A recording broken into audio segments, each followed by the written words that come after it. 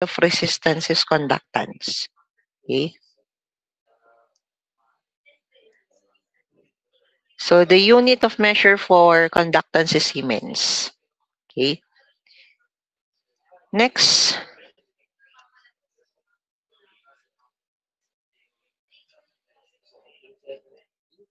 again, so if you find it hard to determine the formula for resistance, you can use triangular method. But later on kasi, we have complex formulas, and using triangular method is not uh, hindi siya ganun ka tamang gawin. Ano po? So just like what I have said during our orientation, so we must know how to derive. So engineering is all about derivation of formulas. Okay? So you must know how to transpose from one side to the other side, vice versa. Okay? So that's how engineering works. Okay? So sample problem 12. We have here the current flowing through a resistor is 0.8 amperes. When a potential difference of 20 volt is applied, determine the value of the resistance. Okay? So the current flowing through a resistor is 0.8 amperes. When a potential difference of 20 volt is applied, determine the value of the resistance. So what are the given parameters? So given, we have current of 0.8, we have a voltage of 20. We are required to find the resistance. How? So solution. R is equal to V over I. Ampere, volt, so they are in their standard unit of measure. Therefore, just substitute. So 20, that's volt. 20 volts over zero point 0.8 amperes. Therefore, the value of our resistance is 25 ohms. So as you can see here, we are using this Greek symbol omega as ohms. Okay, so we use that for the resistance. Okay po. So it's just a simple problem, direct sub problem. Okay. So if you want to, you may screenshot and then we'll proceed to the next slide. And then for the next slide, meron naman tayong, we have here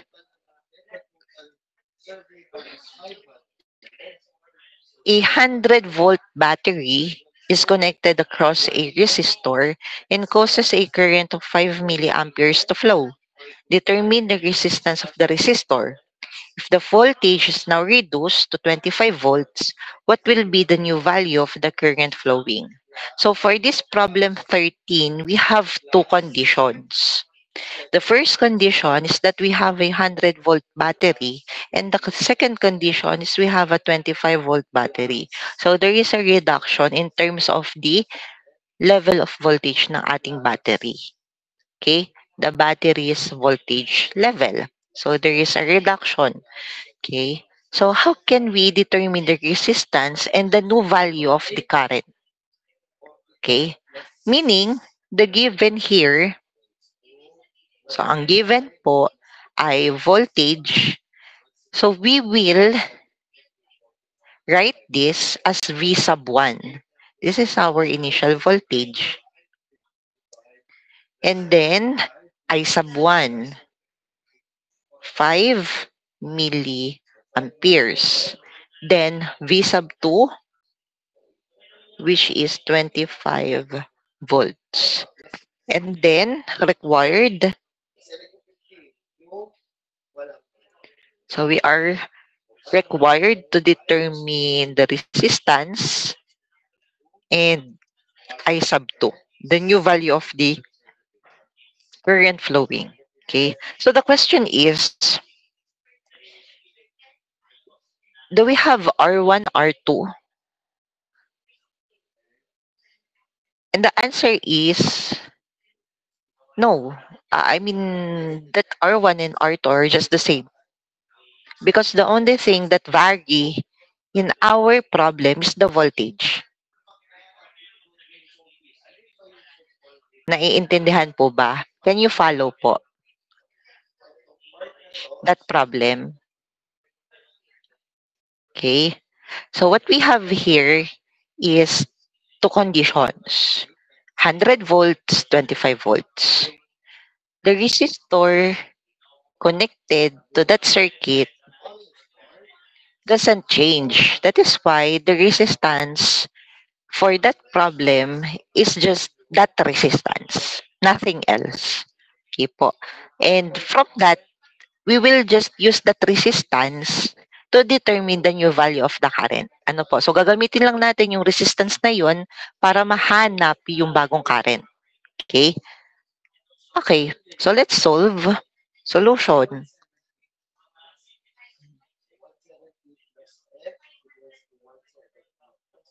So, we can determine first the resistance because the parameters to determine the resistance are all complete because it's just V over I, where we have V sub 1, I sub 1. So this is for the first condition.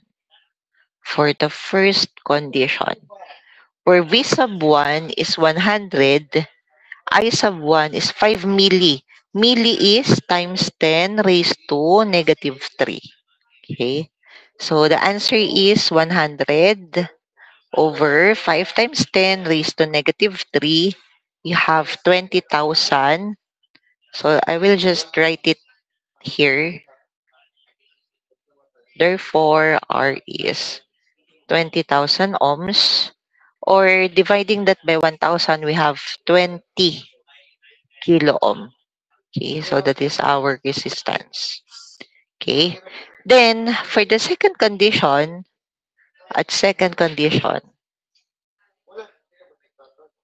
okay, for the second condition, we can determine our, I'm so sorry, nawala ako.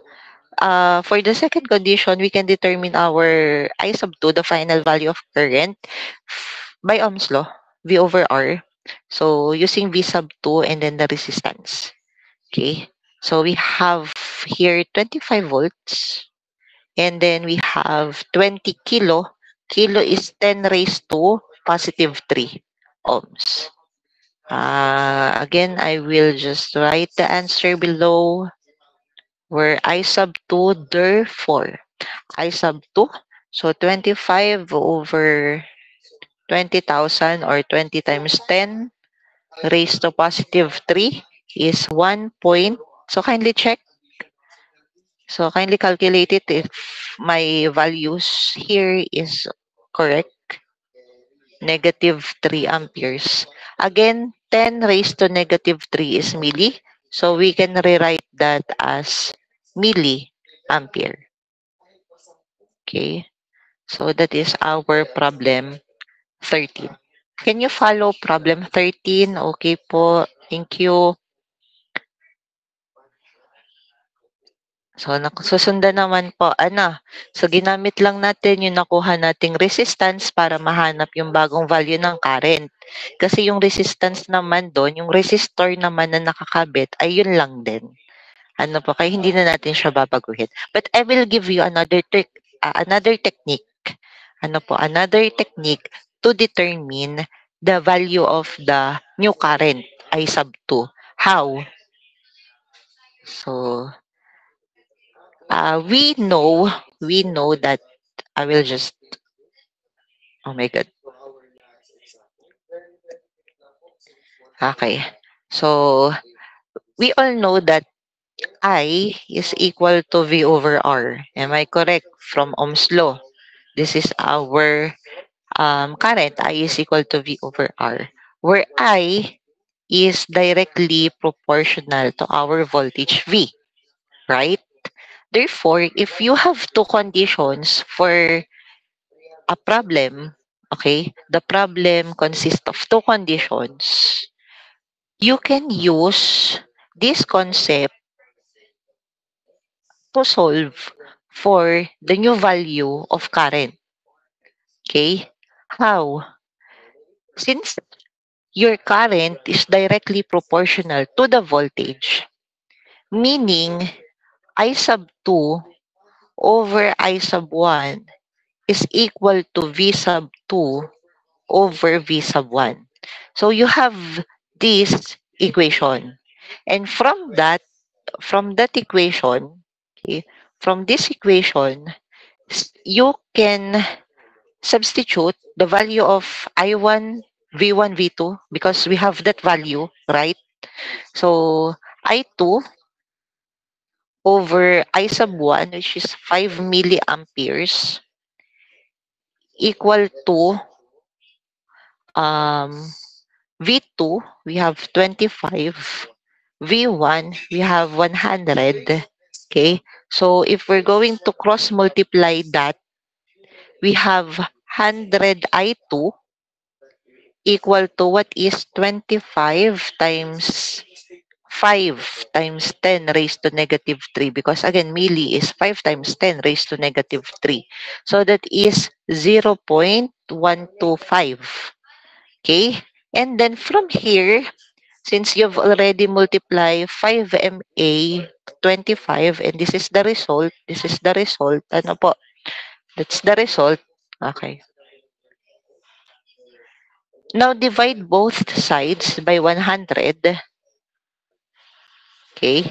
To cancel this out, therefore, you have your I2 equal to, so 0.125 divided by 100. So that is just the same as the answer that we have a while ago, where we have 1.25 times 10 raised to negative 3 amperes. Again, this is milli. So you can rewrite that as 1.25 milliamperes. So you can use this concept of Ohm's law in solving for the value of your I2. Okay? So can you follow po? So that's one of the technique that you can use to determine your I2 because you know that I is directly proportional to V. Okay, so meaning I2 over I1 is equal to V2 over V1. So since they are directly proportional, as you can see, your numerator here is just the same as your numerator here. Meaning, I mean, the subscript that you use are the same. But if you are to look for the resistance and current, that will be I2 over I sub 1 equal to R sub 1 over R sub 2 since they are directly. So you can use that formula. Okay. Here, you can use this not just to determine I2, but if I1 is required, I1 is unknown, V2 is unknown, V1 is unknown, you can use this one. Okay. If R2 is to be solved, given that you have I2, I1, and R1, so you can use this formula. Okay, so this is just a matter of deriving what your concept of Ohm's law is all about. Kumbaga, you are just writing this concept of Ohm's law in mathematical form. Okay po?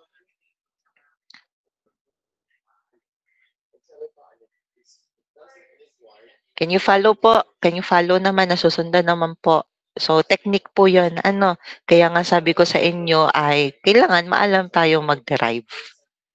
Okay? So, derivation lang naman po yan. Okay? So, hindi siya more on ginagawa natin nung first year.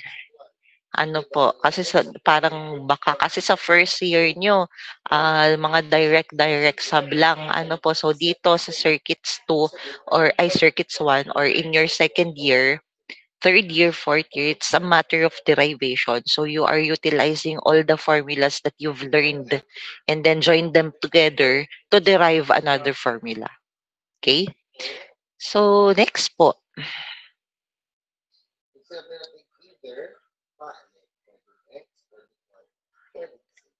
Okay, so next po. We have here basic electric circuits. So again, we've already defined what an electric circuit is. So just like what I've told you during the introduction of this module 1, it is a group of electrical elements connected in a connected together that allows the flow and transfer of energy. Okay. And we have an example of electric circuit here where we have the supply. So the supply, that's our voltage source. Okay. So that's the voltage source where our voltage source, either battery, cell, can be a generator also, but specifically a DC gen. So that's our sources. And then you have your wire. So what's the purpose of the wire? So the wire is the pathway for the current to flow. And then you have your load. Your load can either be bulb, can either be a resistor, a capacitor, an inductor, etc. And then you have also your switch, because the switch is responsible in turning on and off your circuit. Okay. So those elements comprises an electrical circuit. So yan po yung bumubuo ng isang electric circuit. You have the voltage source, you have the supply, you have the wire, you have the load, and then the switch. Okay. Next. So circuit symbols. So here we have examples or the commonly used symbols in electrical. So we have the DC power supply where we have here the, you can see the terminals of the battery. So the longer one, that's the positive terminal, and then the shorter one, it's the negative terminal. Or you can use circle and then positive, negative. Okay, so to indicate the terminals of the battery. And then when it becomes like this, a circle with a wave inside, so that's an AC supply. Okay, this one, when you see a circle with an arrow inside, that's a current source. Okay, so that's a current source, a lamp. Okay, so we have a resistor symbol, capacitor, inductor, etc. Okay, so they are the commonly used circuit symbols. Okay, next po. So we have our basic electrical quantities. Okay, so this is just complex way to express current and charge. But then again, we've just discussed that yesterday, that I is Q over T and that Q is IT. So it is just this. This is this one is just this equations. Okay, so this is just an expression of I and Q representing a time-dependent variables. Okay, so again, this is just the current and the charge. Okay, so this is just an equation showing the derivative of dq dqt over dt is I over t, and then the integral of q of t. So since you notice that there's this t, meaning the current and the charge are representing time dependency. Okay, time dependent variable. Okay, but eto lang din po yun. As simple as this one is I and Q. Okay, so this just shows the flow of the current. Okay, so here our I sub 1 flows from left to right, and since this is positive, it flows from positive to negative. Letter B, we have a negative amperes. Still, it flows from left to right, but the thing is, it flows from negative to positive. Okay? So, ayan lang naman po yan. Okay? So, meaning, this is a positive flow. So, just like what I've told you a while ago, that's why our Q is negative. Negative. Because it flows from negative to positive. Okay? Instead of positive to negative. Okay? That's why we have a negative value of our charge. Negative value of our current. Okay? Then po, we have two types of current. We have the AC and then the DC. Okay, so let us elaborate. Okay, what's the difference between the two? So when you say DC, I think I've already told you what's DC. DC, direct current, uni, directional current. Uni meaning one. That is why in DC we have one current flow only. Okay. So meaning from our from the circuit that we have here, if our current flows from positive to negative, okay, the cycle continues. Okay, positive, negative, positive, negative, positive, negative. We have or we only have one current flow. Okay, so that's just the flow of our current, nothing else. Okay, it doesn't flow another way around. It flows from positive, negative, positive, okay, so constantly that's the flow of our current. That is why if we will to graph our DC, it's this one.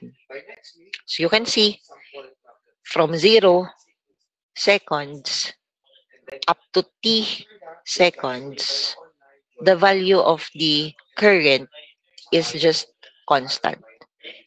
Even it starts from 0, for example, at 5 amperes, at 10 seconds, it's still 5 amperes. It doesn't change, doesn't vary. Okay? Constant. Okay? That is why we can store DC in a battery. Okay? Then AC, alternating current, that's bi-directional. So bi meaning two. Okay? So two. Okay? Two. Meaning we have two flows, two current flows.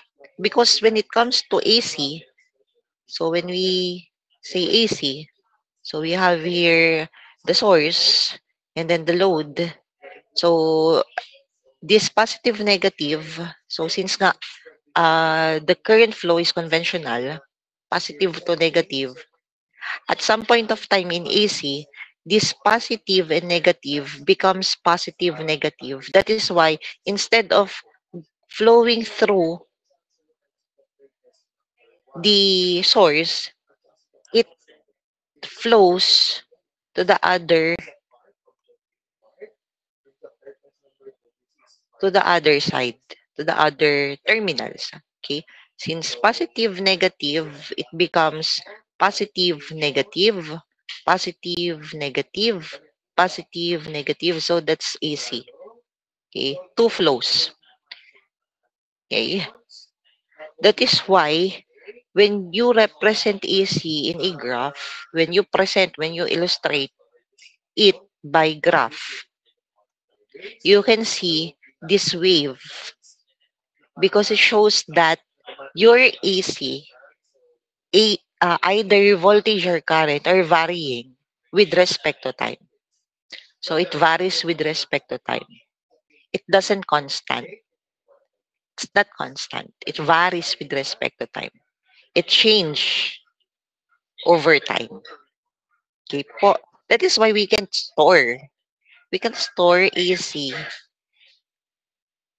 compared to DC. Ano po? Because the polarity changes in AC. Okay? Can you follow po? Questions? Okay. So none. So no questions. Okay? So proceed tayo on the next slide.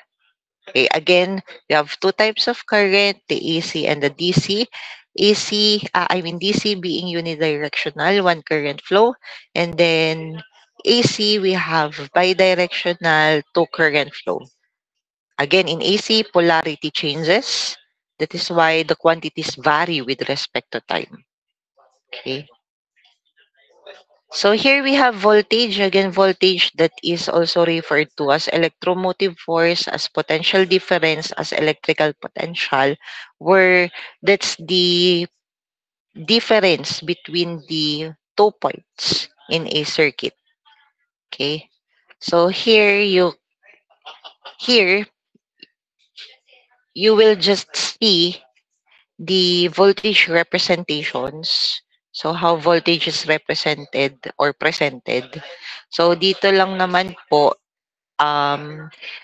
here since your uh, voltage is positive, you have 2 volts, meaning your point A is the higher potential. This is the high potential. And then this one is the low potential. Okay. So this is the high potential. This is the low potential. And then for this one, this is the high potential. This is the low potential since the voltage is negative. Okay. So that's how we represent our voltage. Okay. So this is just the representation. Okay. So this is just the interpretation rather. This is just the interpretation of the figure 1.17. So here said it states that the voltage variable V defines the potential difference between 2 points with the positive negative signs indicating the assumed reference direction. Okay, so if V1 is 2 volts, point A is 2 volts higher than point B. So meaning nga po, point A is the high potential, point B is the low potential. Okay? And then for V sub 2, so since that's negative, okay, so your point B is the high potential and then your point A is the low potential. Okay? Next. So this is just the voltage current relationship. So here we have the flashlight circuit, the bulb circuit, where this just shows the definition of our circuit. Okay, so we have the source. Okay, we have the voltage source. We have the switch. We have the load. And then we have this wire. Okay, so here, as you can see, the switch is in the open state, meaning open state that is off. Okay, so the switch button is off. So that's why it's open state. And then when you turn that on, you allow the flow of the current. That is why your bulb will light. Okay, so the bulb will light, the bulb will illuminate because from being an open state, from being like this one, open state, you turn that on and then the contacts of your switch joined, I mean, yes, joined together. So, kumbaga naglapat yung ating contacts ng switch. Kaya the current can flow through and our bulb is being illuminated. Okay, so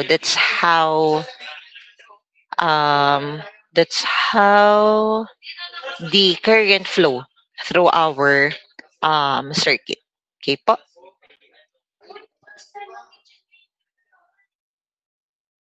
Okay. So next po. Okay, so this is just another voltage current relationship. Okay. So here we have figure 1.20a where we have a 2 ampere current flowing through from point A. So from point A, so dito siya nanggaling going to point B, and each column loses 3 joule. So the element absorbs 6 joule second. Joule second, that is power. Okay? Because again, power in watt is equal to joule second. So we are referring to power here. So the element absorbs power of 6 watts because it's being stated here, positive current enters the positive terminal of our load. Okay? Because the terminal of our load is positive negative. So that current from point A enters the positive terminal of the load, leaves the negative terminal of the load, and then enters the negative terminal of the battery going to the positive terminal of the battery. Okay. And then so sorry, I will just zoom this in because the figure is too small. Okay. So here, for figure 1.20b, current enters the negative terminal. So here, hindi lang po kita, but that flows through, so that enters the negative, so that 2 amperes enters the negative, leaves the positive, enters negative, and then going to the positive terminal of the load, to positive terminal of the source. Okay, so when that happens, okay, meaning we are delivering energy to the circuit. Okay, so we are um, supplying. Okay, the other one is absorbing, and then this one is delivering or supplying. Okay, so again, absorbing power happens when positive current enters positive terminal, and delivering energy, delivering power happens when the current enters the negative, leaves the positive terminal. Okay po. So is that clear po? Clear naman po yon. Whenever the current enters positive, that's absorbing.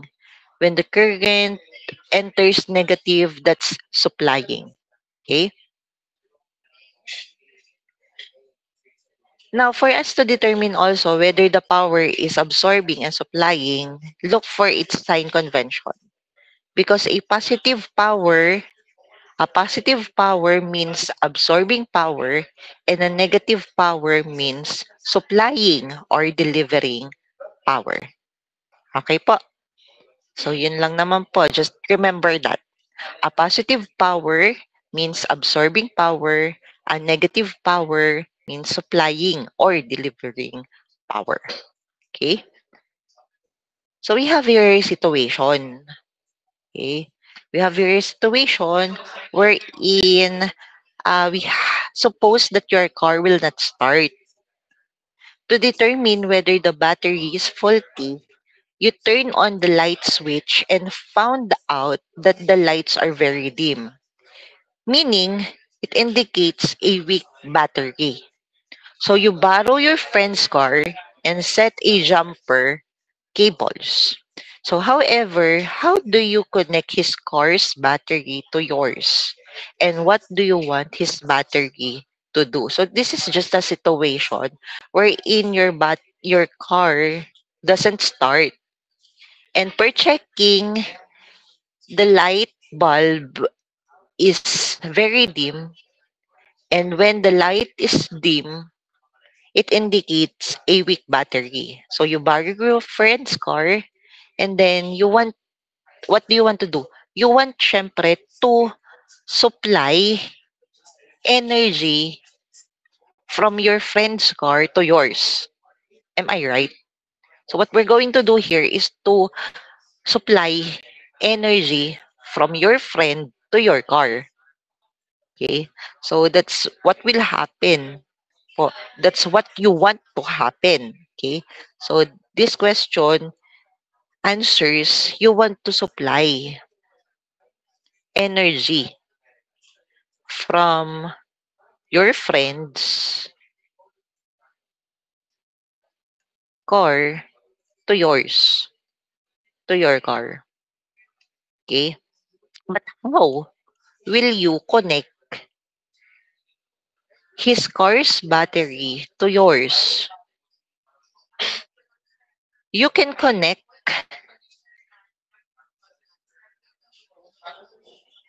in the manner kasi you want to supply energy from your friend's car to your car. So it should be connected in a manner of positive to positive, negative to negative. So that should be the case. Okay. So the battery of your friend, which is a good battery, and then your battery, which is weak, should be connected in a manner that, ayan, should be connected in a manner where the positive terminal of his car, of his battery, is connected to the positive terminal of your battery, and the negative terminal of the battery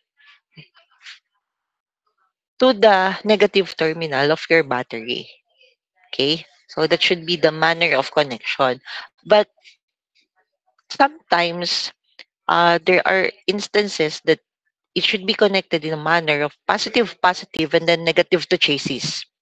Or for safety, you just need to check the instructional manual of the automobile of your car to see how it should be connected. Okay?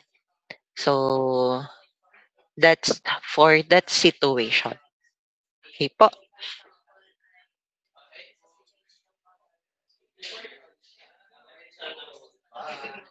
Okay po. Then next po. Next we have this diagram. Okay.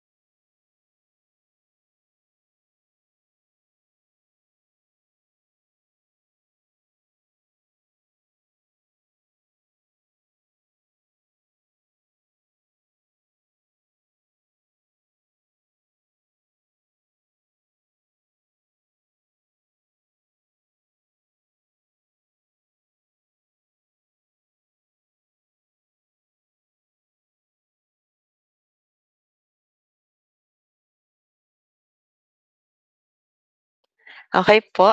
So here we have another sample problem. where we have here two diagrams that we need to determine whether the element is absorbing or supplying power, and then how much is the power absorbed and supplied. Okay,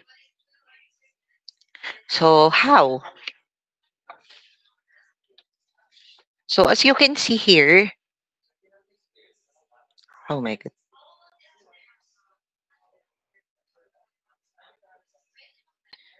So as you can see here,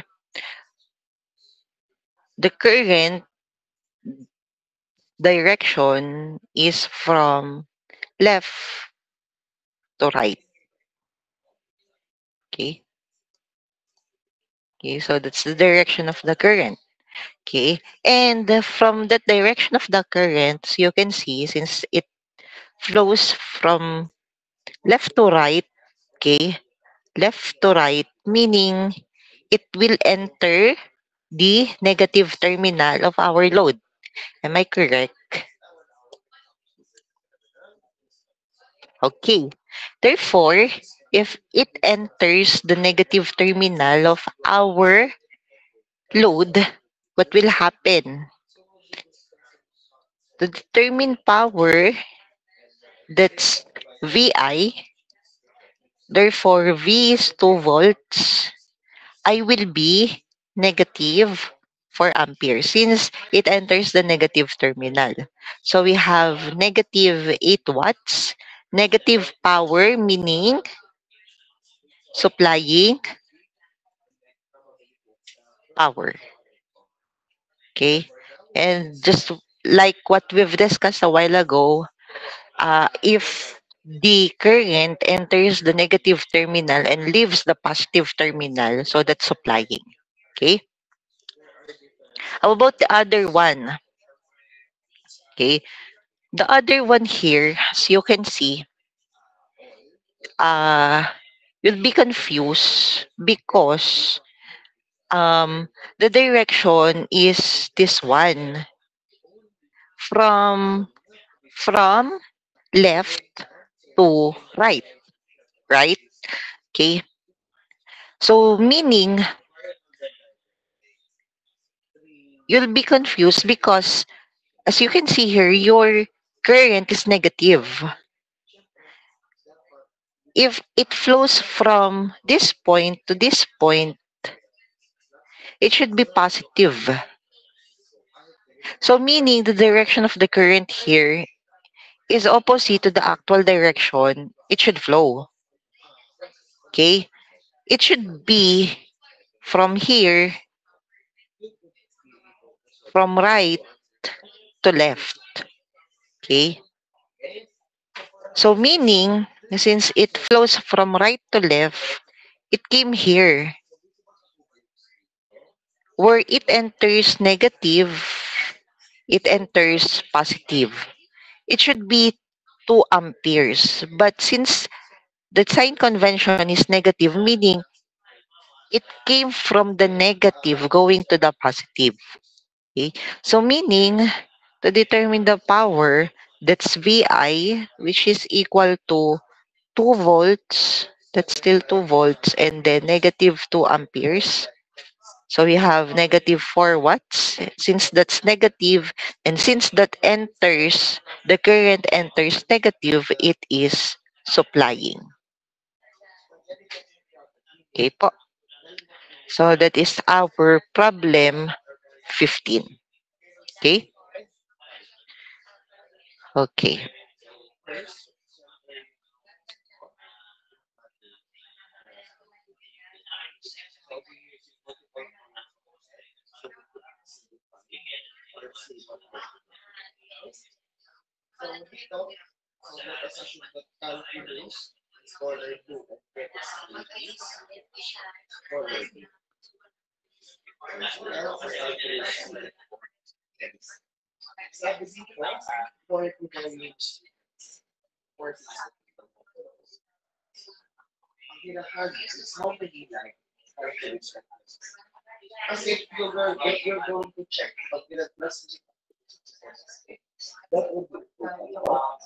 So for a while lang po, may i-check lang ako ha. na email. Wait lang po.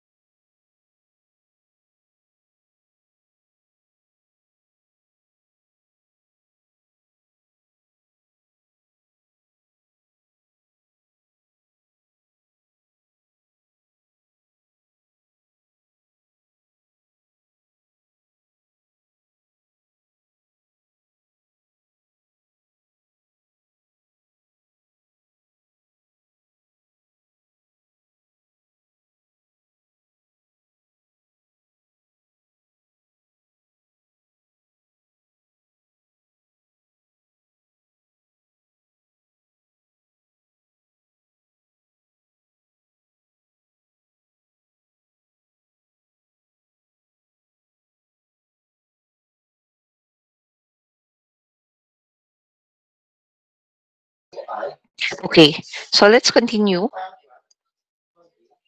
So sorry for the interruptions.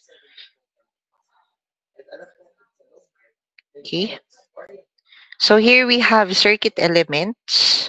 Okay, and when we say circuit elements, we have two kinds of circuit elements, or circuit elements are classified into two. We have the active or the passive. When we say active, that's the generating one. I mean, that elements or those elements are supplying energy. So we have batteries and generators as active elements. And then we have passive elements. They are those elements that do not generate energy. Instead, they store and consume energy. Okay, so we have resistors, capacitors, and inductors as an example of passive elements. Okay, and then we have that independent and dependent current sources. Okay, when we say independent sources, from the name itself, independent, so they are free from other parameters in our circuit. Okay, so we have independent voltage, independent current, and it is being uh, illustrated, or we use a symbol, or we use circle for independent voltage with positive negative inside it, so to indicate its polarity. And then for the current, we use a current and then an arrow inside. Okay, so just to indicate, okay, the flow of the current. So it's not always upward. Okay, so it depends on how you use the current source in our circuit. And this is not always positive negative. It can be positive negative. Okay, so this can be this one. So meaning that direction of the current is from this point going to this point. This one, it came from here going upward. Or at some point, it can be this one, where it indicates that the current flow from this point to this point. It can be like this, where it shows that the current flows from this point to this point. So whenever you see an electrical symbol using a circle, a polarity inside it, and an arrow inside it, that's independent sources. But what do we mean by independent? Meaning the value of the voltage and the current is fixed, is constant, regardless of the current and the voltage in the system. Meaning, just to elaborate it more, when we have here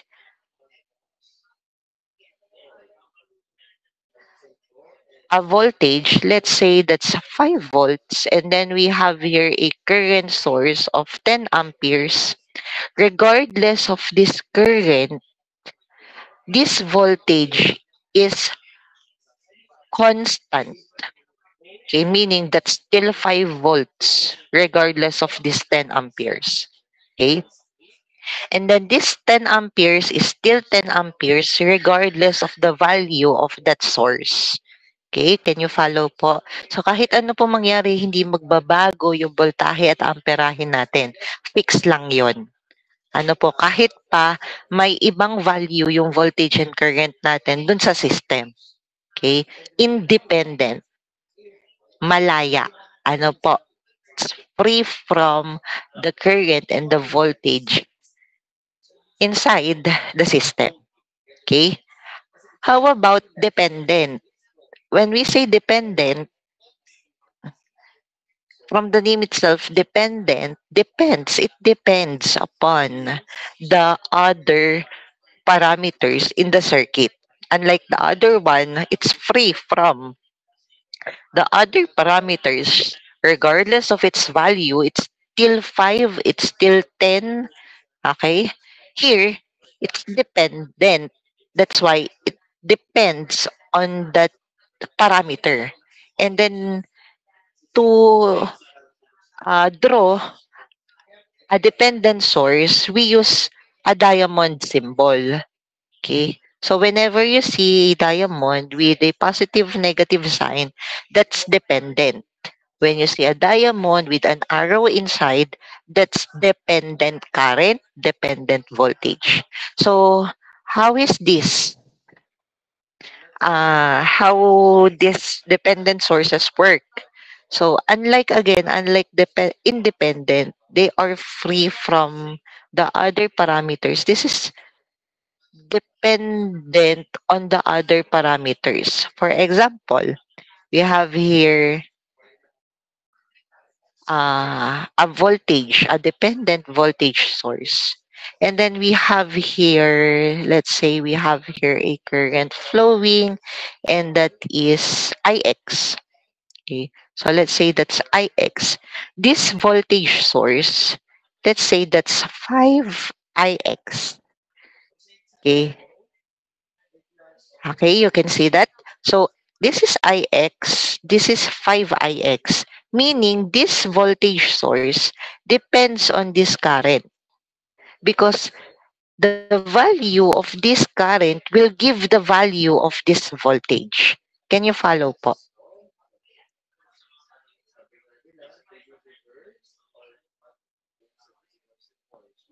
Can you follow? Okay. So meaning, para makuha natin, ano po, for us to determine the value of that voltage 5Ix, we need to determine first the value of that Ix. So if that Ix is equal to 2 amperes per calculation, meaning this voltage, let's say that's VB. VB is equal to 5Ix, meaning that is 5 of 2. So VB is 10 volts. So nakadepende. It depends upon the value of that Ix. Okay? The value of the VB depends on Ix. So that's dependent source. Okay? So for example, we have a voltage and then we do have here a current source. I'm so sorry.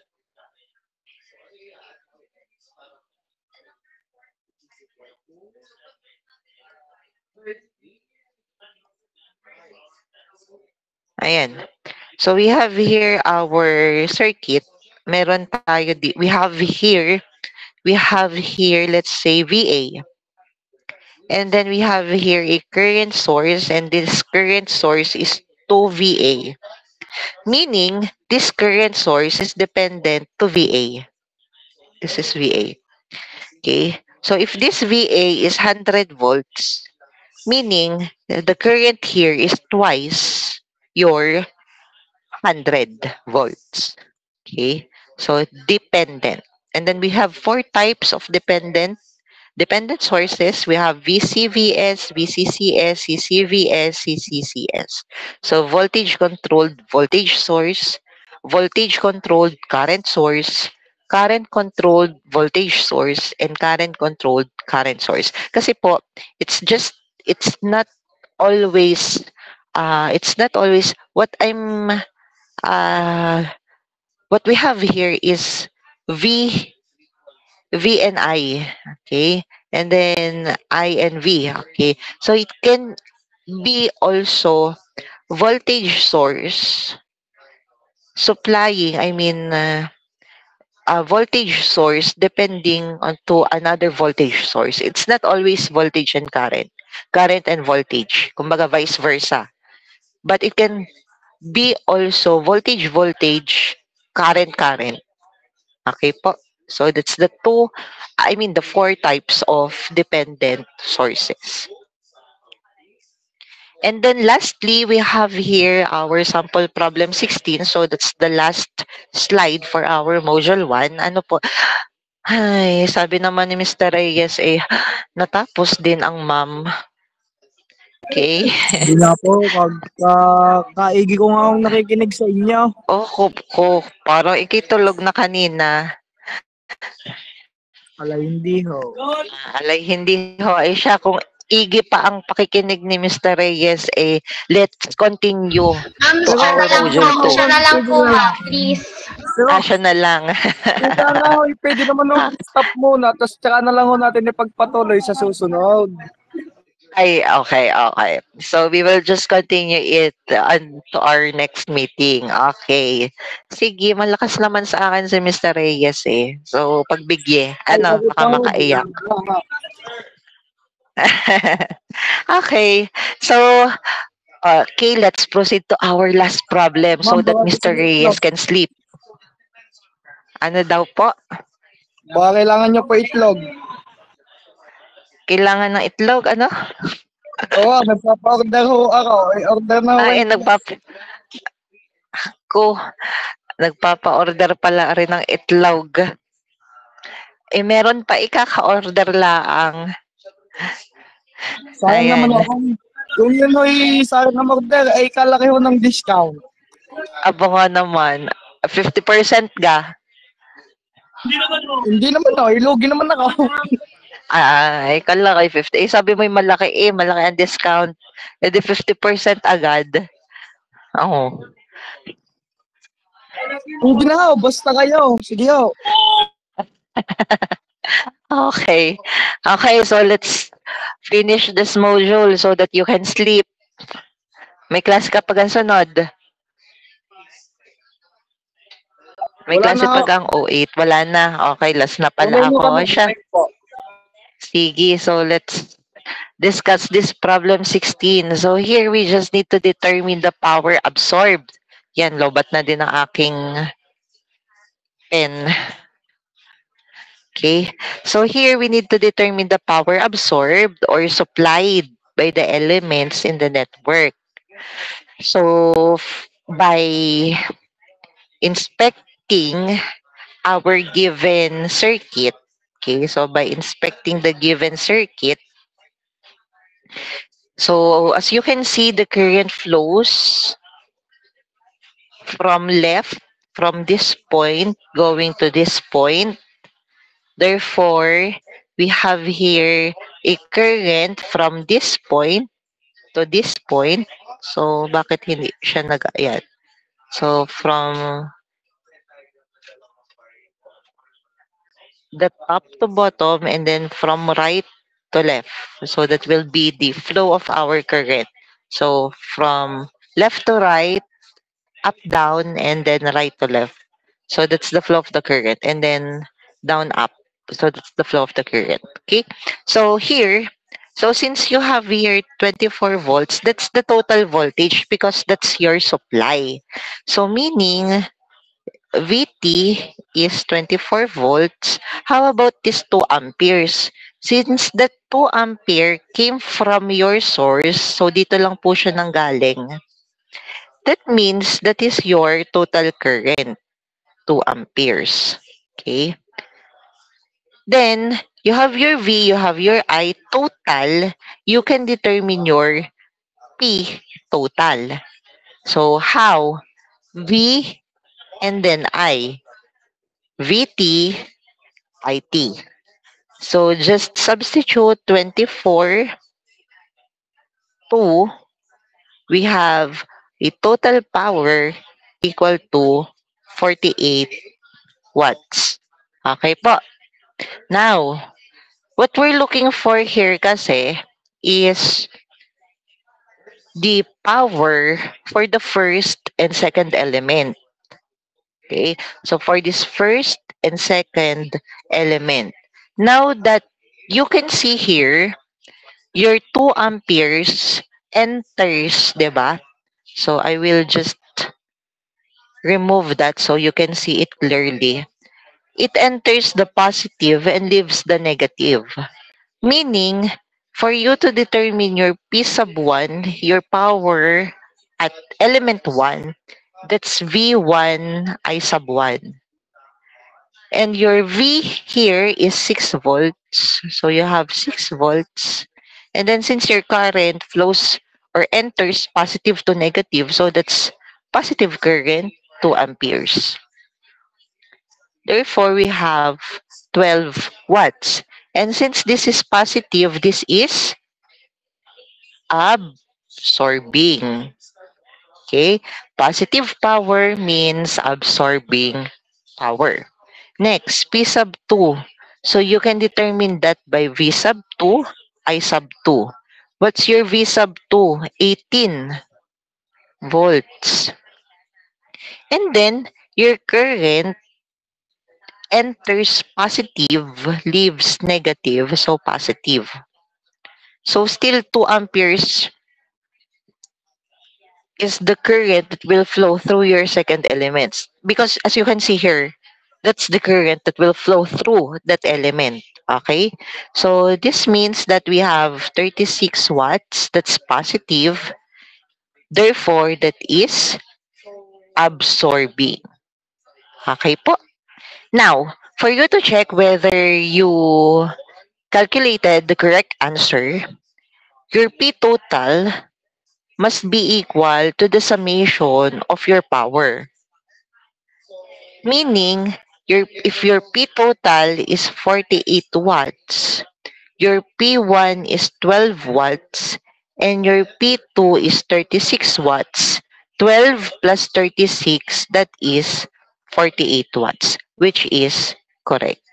So meaning, you've got the correct answer, 12 watts and 36 watts. They are both absorbing because they are both positive power. Okay po? Can you follow? Naintindihan po? Baka tulog na ang iba. Magaling pa si Mr. Reyes at gising na gising. So, charge your stylus now. Lobat na ang aking stylus. Okay? So, are there questions? So, putulin ko na lang po muna dito and then tomorrow we'll be discussing the module 2 as per request ni Mr. Reyes. Ano? So, request ni Mr. Reyes ay bukas na lang daw ang module 2. Okay? So, bukas na lang natin discuss. Ano po? Bait talaga ni ma'am. Pagtulog.